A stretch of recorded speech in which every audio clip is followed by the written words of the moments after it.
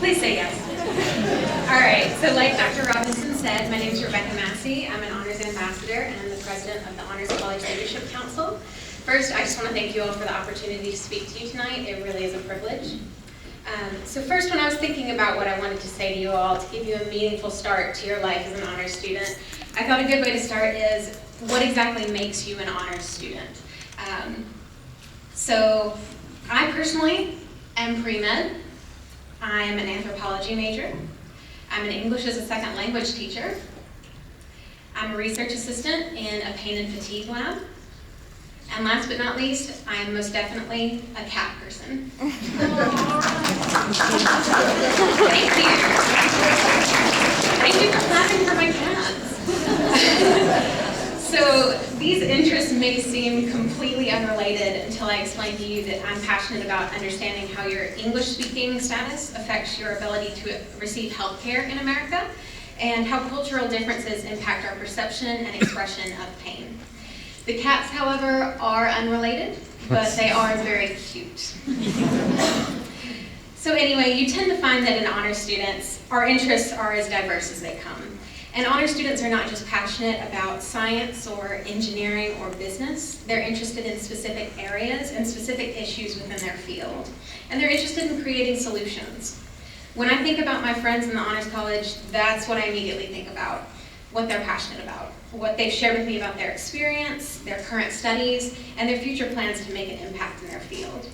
So based on that, the key qualities that I recognize in my fellow honors students are, we're all passionate about something. We're engaged in our communities and in the broader issues facing our world.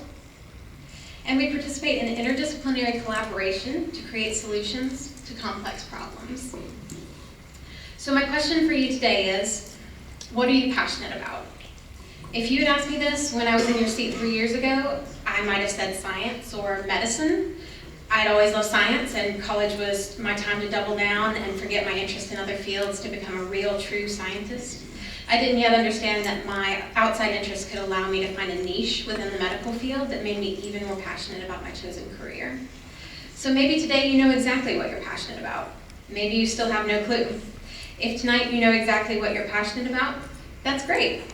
I encourage you to create an honors experience that challenges your perceptions and takes you deeper into that passion. If you aren't sure yet, explore. Don't be afraid to use the resources that are available to you. And similarly, don't be afraid to try something and then decide that it's definitely not for you. A large percentage of college is realizing what you are definitely not interested in. I want to encourage you with the fact that the UAB Honors College is the safest environment in which you can explore your interests because of the incredible amount of support that you have here.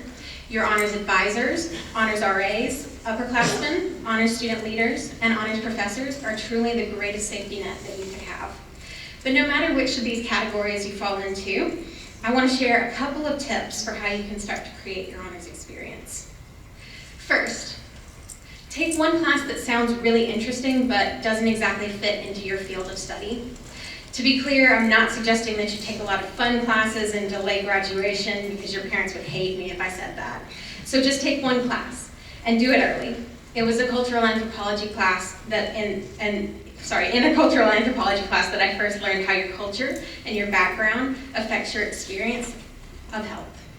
I learned that experience of illness can even be modulated by cultural beliefs and norms, and I became passionate about learning more. Up until then, I never thought that there would be any way to integrate those outside interests into my desire to pursue medicine as a career.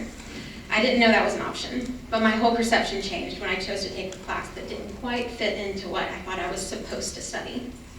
Similarly, never take a throwaway class. You'll have a class that's required for your major or a general elective that you're not so thrilled to take. Always find a way to apply that material to your field of study. Go deeper. Use the most of your time that will be spent in that class, and that may mean taking an honors section of that course, or doing honors by contract, which will allow you to really engage with the material in a way that's meaningful to you. Next, seek out people who challenge you, and whose interests you don't share or even understand. During my time in the Honors College, I found that I learned most from my friends and fellow student leaders who are equally as passionate as I am, but about something wildly different than medicine or anthropology.